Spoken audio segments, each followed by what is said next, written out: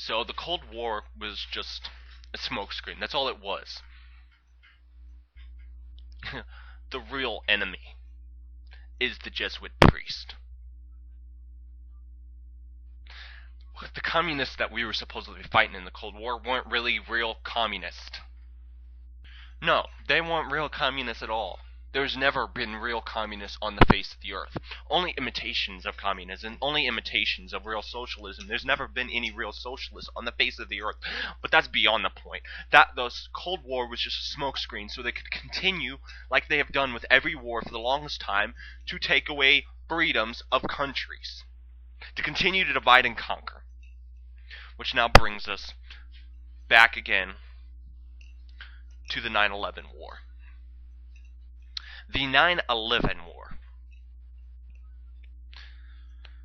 The Jesuit priests needed a way to take more freedoms of American citizens.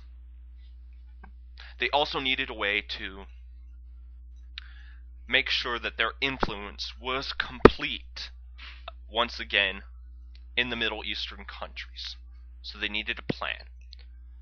Their little boy, George W. Bush, being a member of the Masons, one of their groups, one of their secret groups, and the Order of Skull and Bones, was perfect archetype for their next savior that they built. Because this is what they do.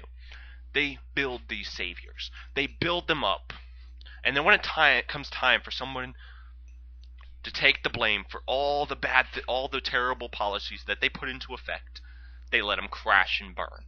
That way we're looking at them, the guy that was billed as the savior, and not the men behind the curtain, the Jesuit priest. So of course this is how it goes. They build up George Bush, make him look like he's this hero. Not only that, we're the ones that trained him, gave him this knowledge, but in order for the New World Order to complete and make sure their influence is completely in the Middle East and not just us, and also in order to take more freedoms away from America so they can come public, so they can go out public. This whole entire war that's going on now is so they can go public. They need a reason. They need people demanding and crying out. See, because it's like Khrushchev said, no, you'll never accept our way. That we'll never accept the New World Order through the Jesuit priest. Outright, no. They gotta feed us small doses of it. They gotta have us begging and crying for it.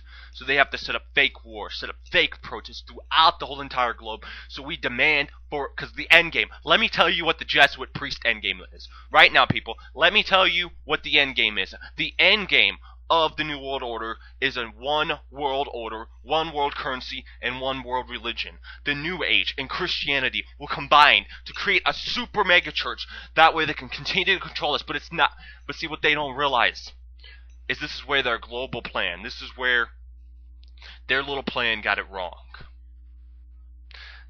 This is where their little world of fantasy got it wrong. There's going to be a war. The New World Order is not going to be able to continue to have their little plan go on forever. Because more and more people are going to wake up and realize the truth.